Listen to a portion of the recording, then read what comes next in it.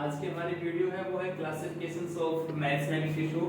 हमारी रिसेंट जो वीडियो थी उसमें हमने पढ़ा था कि टाइप्स ऑफ टिश्यू, तो उसमें आया था आपका मेरिस्टेमिक टिश्यू एंड परमानेंट टिश्यू। आज हम मेरिस्टेमिक टिश्यू के बारे में थोड़ा डिटेल से पढ़ेंगे। तो सबसे पहले अगर हम मेरिस्टेमिक टिश्यू को डिवाइड करते हैं on the basis of origin and development और ओरिजिन्स के हिसाब से जो आपका मेरिस्टेमिक टिश्यू होता है वो कितने टाइप्स का होता है? 3 टाइप का होता है, promeristems, primary meristems and secondary meristems. Promeristems होता है उसका सेकंड नेम प्रिमोर्डियल्स भी होता है, यूमेरिस्टिक भी होता है और एम्ब्रियोनिक भी होता है, क्योंकि because it is also found in embryonic stage, तो इट्स कॉल्ड प्रोमेरिस्टेम्स। तो प्रोमेरिस्टेम्स जो होता है इसका मेन फंक्शन क्या होता है? It is form primary meristems. Promeristems क्या करेगा? प्रोमेरिस्टेम प्राइमरी मेरिस्टेम्स फॉर्म करेगा। अब जब प्लांट्स के अंदर प्राइमरी मेरिस्टेम्स फॉर्म हो जाता है तब प्लांट टिश्यू के अंदर 3 प्रोसेस होती है, डिफरेंशिएशन, रीडिफरेंशिएशन एंड डीडिफरेंशिएशन। क्या होता है? प्राइमरी मेरिस्टेम्स के अंदर जब डिफरेंशिएशन होता है, मतलब इसकी स्ट्रक्चर वगैरह फिक्स होती है, मैच्योरेशन आता है, तो वो क्या बनाता है? प्राइमरी परमानेंट टिश्यू बनाता है। प्राइमरी परमानेंट टिश्यू के अंदर फिर दोबारा से क्या होती है? प्रोसेस होती है, तो उसमें क्या बनता है? सेकेंडरी मेरिस्टेम्स बनता है एंड देन अगेन उसके अंदर प्रोसेस होती है, तो क्या बनता है? Secondary permanent tissue by redifferentiation. तो this is differentiations, differentiation and redifferentiation कि प्राइमरी मेरिस्टेम्स एट लास्ट में सेकेंडरी परमानेंट टिश्यू कैसे बनाता है, तो इन प्रोसेस के द्वारा बनाता है। नेक्स्ट वन अगर हम बात करते हैं अपने प्राइमरी मेरिस्टेम्स की, तो प्राइमरी मेरिस्टेम जो होता है वो कहां से बनता है? अभी हम पढ़ के आए थे, इट इज फॉर्म्ड बाय प्रोमेरिस्टेम। ये प्रोमेरिस्टेम से बनता है and it is found only in the plant that's form primary plant body. जो प्लांट्स की प्राइमरी बॉडी होती है उसको फॉर्मेशन कौन होता है? प्राइमरी मेरिस्टेम्स करता है।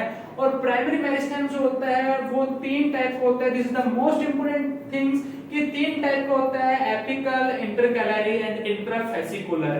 Apical and intercalary tissue both are primary meristems. ये दोनों ही क्या होते हैं? प्राइमरी मेरिस्टेम्स होते हैं, रिस्पांसिबल फॉर प्राइमरी ग्रोथ। और प्लांट्स में जो प्राइमरी ग्रोथ होती है उसके लिए क्या होते हैं? रिस्पांसिबल होते हैं। बात करते हैं किसकी? इंट्राफेसिकुलर की। तो इंट्राफेसिकुलर जो होता है वो फाउंड होता है, कहां मिलता है? Inside vascular tissue. Vascular tissue means xylem and फिलोम।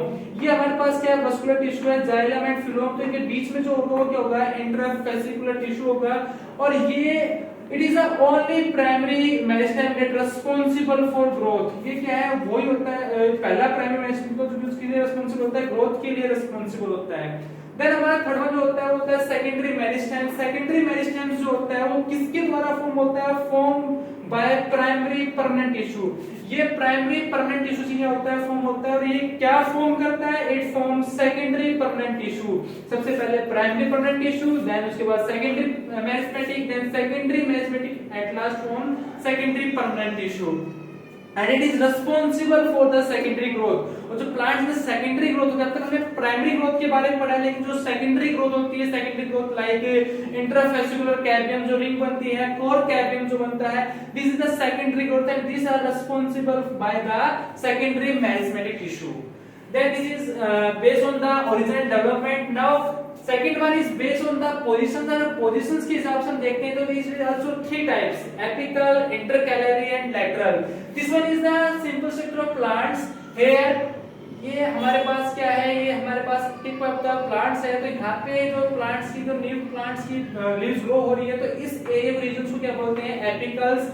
इनके बीच वाले रीजन को क्या बोलते हैं? इंटरकैलरी। और जहां से लीव जनरेट हुई है उसको बोलते हैं नोड। और एक नोड से सेकंड नोड के बीच में जो डिस्टेंस होता है उसको बोलते हैं इंटरनोड। और बाद में जो चीजें फॉर्म हो रही है उसको बोलते हैं लेटरल।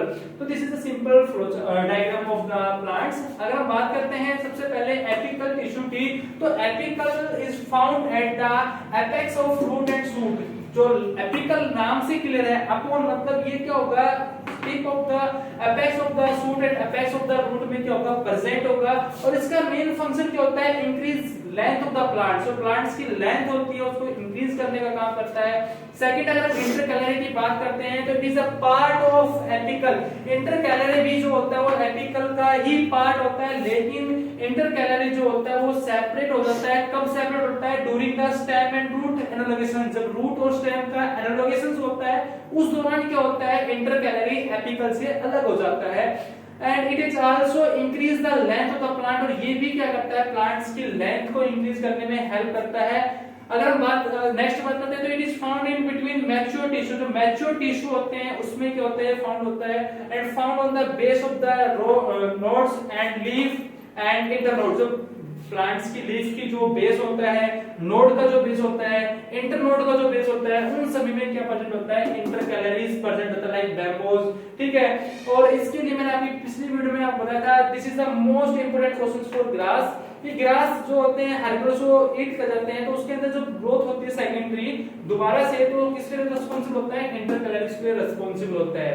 देन लास्ट में हमारा बात करते हैं लैटरल की। तो लैटरल जो होता है it is found at the lateral side of the plant organ. तो प्लांट ऑर्गन की जो बाद में जो फॉर्मेशन होती है उसके अंदर किसके द्वारा होती है, लैटरल के द्वारा होती है। अगर इसका फंक्शन की बात करते हैं व्हाट इज इट्स फंक्शन, तो इट इंक्रीज द विड्थ। अभी तक ये लेंथ बढ़ा रहे थे लेकिन ये क्या करेगा, उसकी विड्थ को इंक्रीज करेगा प्लांट्स की को, and responsible for the secondary growth. Secondary growth के लिए एक तो आपका ये आपका सेकेंडरी मेसेंटेरिक टिश्यू रिस्पांसिबल होता है, सेकंड और आपको होता है lateral mesenteric tissue responsible for the secondary growth. This is the simple mesenteric classification based on the development and based on the positions.